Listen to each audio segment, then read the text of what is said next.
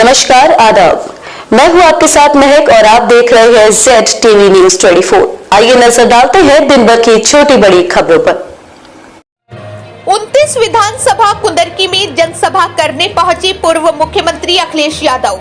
उत्तर प्रदेश के जनपद मुरादाबाद की 29 विधानसभा कुंदरकी में आज पूर्व मुख्यमंत्री अखिलेश यादव जनसभा करते हुए बताया कि उत्तर प्रदेश में होने वाले उपचुनाव को लेकर भारतीय जनता पार्टी बौखलाई हुई है और हमारे पार्टी के कार्यकर्ताओं पर झूठे मुकदमे लगाए जा रहे हैं, लेकिन हमारे कार्यकर्ता समाजवादी पार्टी के सच्चे सिपाही हैं, वो हार मानने वाले नहीं हैं। पूर्व मुख्यमंत्री अखिलेश यादव ने आगे बताया कि जिस तरह से कुंदरकी विधानसभा ही नहीं पूरा मुरादाबाद मंडल समाजवादी का गढ़ माना जाता है, इस उपचुनाव में भी कुंदरकी विधानसभा से नहीं बल्कि सभी सीटों से समाजवादी पार्टी जीत का परचम लहराएगी और बीजेपी को जनता मुंह तोड़ जवाब देगी। उन्होंने आगे बताया कि हमें उम्मीद है कि सबसे ज्यादा मतों से कुंदरकी विधानसभा से हमारे प्रत्याशी हाजी रिजवान को जिताने का काम यहाँ की जनता करेगी। उन्होंने आगे बताया कि इंडिया गठबंधन और पीडीए से बीजेपी बौखलाई हुई है, इसलिए पुलिस प्रशासन के बल पर समाजवादी पार्टी के कार्यकर्ताओं को धमकाया जा रहा है। पूर्व मुख्यमंत्री अखिलेश यादव ने आगे बताया कि लोकसभा में जिस तरह से जनता ने बीजेपी को मुंह तोड़ जवाब दिया है, इस उपचुनाव में भी जनता बीजेपी को मुंह तोड़ जवाब देने का काम करेगी। उन्होंने क्षेत्र से आई जनता का दिल से आभार व्यक्त करते हुए सभी का धन्यवाद किया और बताया कि आपके वोट की बहुत बड़ी कीमत है, एक एक पढ़ना चाहिए। मैं यही कहता था कि जहां से बीजेपी आई है वहीं से बीजेपी जाएगी। अगर यूपी से बीजेपी आई है तो यूपी से ही बीजेपी का सफाया होगा। और आप लोगों ने उस समय के गठबंधन को, इंडिया गठबंधन और पीडीए की रणनीति को आपने मदद करने का काम किया। इंडिया गठबंधन और पीडीए ने भारतीय जनता पार्टी को हरा दिया। यही प्रशासन लगा रहा, यही अधिकारी थे। हो सकता है कोई अधिकारी कहीं रहा हो, यहां आ गया हो, कभी वहां पर सख्ती करता रहा हो, आज यहां सख्ती कर रहा है। लेकिन जनता जब खड़ी हो गई तो बताओ, इंडिया गठबंधन और पीडीए की रणनीति ने बीजेपी को चारों खाने चित्त कर दिया कि नहीं कर दिया, बताओ। और ये जो लोग पीडीए से घबराए हुए हैं, ये बहुत ही नकारात्मक लोग हैं, बहुत ही निगेटिव लोग हैं। इनकी राजनीति सकारात्मक नहीं है, ये पॉजिटिव राजनीति नहीं करते, ये सौहार्द की राजनीति नहीं करते, ये नकारात्मक राजनीति करते हैं, क्योंकि इनकी सोच नकारात्मक है, इसलिए नकारात्मक राजनीति करते हैं। और बताओ, बिजली मीटर लगा करके कितनी महंगी हो गई है, ये जानते हो कितनी बिजली का बिल देना पड़ रहा है? बिजली का बिल महंगा हो गया, उसका जवाब नहीं है उनके पास। और आज जब मैं आपके बीच में आया हूं, ये जो लाठी चलाने रही है सरकार, याद रखना लाठी चलाने वालों, ये जो लाठी आप चला रहे हो, ये जैसी सेवा आप कर रहे हो वैसी सेवा आपको भी कभी कभी मिलेगी। अभी इलाहाबाद में सुना है लाठी चल रही है, वहां पर यूपी पीएससी वाले नौजवान छात्र अपनी मांग को लेकर के गए, उनको लाठी मार दी, लाठी मार करके दबाना चाहते हैं। और इसलिए दबाना चाहते हैं, इनके पास कोई नहीं बचा, अधिकारियों के अलावा कोई इनके पास नहीं है, जनता तो है ही नहीं। और अगर जनता इनके साथ होती तो क्या बताओ, बीजेपी के नेता को अपनी वेशभूषा बदलनी पड़ती क्या?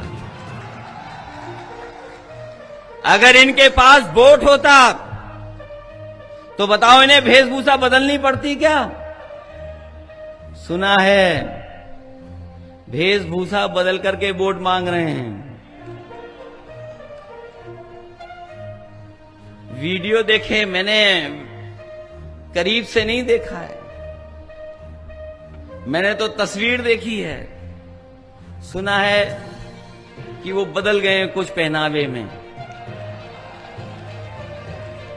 और जिन्होंने रामायण देखी होगी, रामायण जिन्होंने देखी होगी वो जानते होंगे हमारे सीता मां का अपहरण भी भेष बदल करके हुआ था।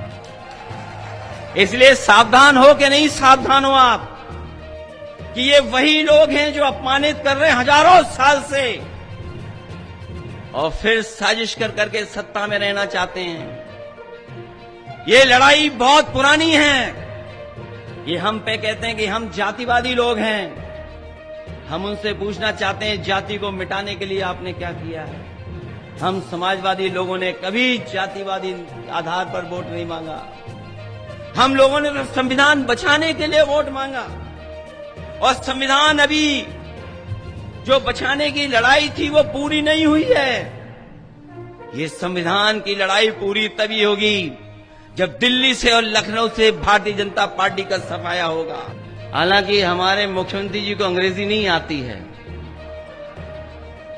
और ये बात आपसे नहीं कह रहा हूं मैं। ये जो अधिकारी खड़े हैं, बड़े बड़े अधिकारी हैं, हमारे पुलिस के जवान तो शायद अंग्रेजी नहीं बोल पाएंगे, लेकिन ये थोड़े बहुत बड़े पढ़े लिखे लोग हैं, वो शायद अंग्रेजी बोल पाते होंगे।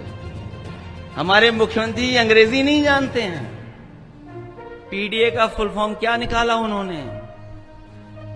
अभी सुना होगा, पीडीए का कोई फुल फॉर्म निकाला है उन्होंने। हमें तो यही नहीं समझ पा रहा पीडीए में एच कहां से आ गया। और जो भी शब्द हैं पीडीए, जहां जहां लगे होंगे उनसे ये नफरत कर रहे हैं। ये पीडीए से नफरत नहीं करते हैं, ये पिछड़ों से नफरत करते हैं, ये दलितों से नफरत करते हैं, ये हमारे आदिवासी भाइयों से नफरत करते हैं, ये हमारे अल्पसंख्यक भाइयों से नफरत करते हैं, ये हमारी माताओं बहनों से भी नफरत करते हैं। इसीलिए पीडीए का जो सही मतलब है नहीं जानते हैं। हम उन्हें बताना चाहते हैं ये पीडीए की ताकत ने उन्हें पेट में दर्द ला दिया है। और एक कभी हमसे अलग में पूछ लेना, जब से बीजेपी हारी है उत्तर प्रदेश में, तब से इन्हें नींद नहीं आ रही है।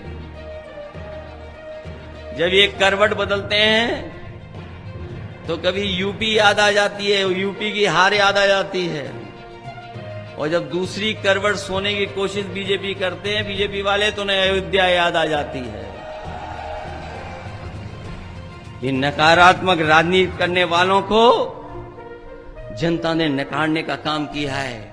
इसलिए संविधान हमारी ढाल है, संविधान हमें सुरक्षा देता है, संविधान हमारी शक्ति है और संविधान हमारा रक्षा कवच भी है।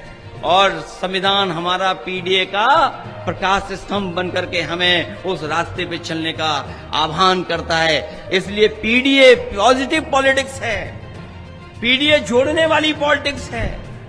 पीडीए हमारे लोगों को, जो गरीब तबके के लोग हैं, उनको आगे बढ़ाने की ताकत है, उनको जोड़ करके आगे चलने की ताकत है। ऐसी ही ताजा तरीन खबरों के साथ हमारे चैनल को सब्सक्राइब करें, लाइक करें और बेल आइकन दबाना ना भूलें। और देखते रहिए ZTV News 24। आज के लिए बस इतना ही। आगे मिलते हैं एक और बड़ी खबर के साथ। धन्यवाद।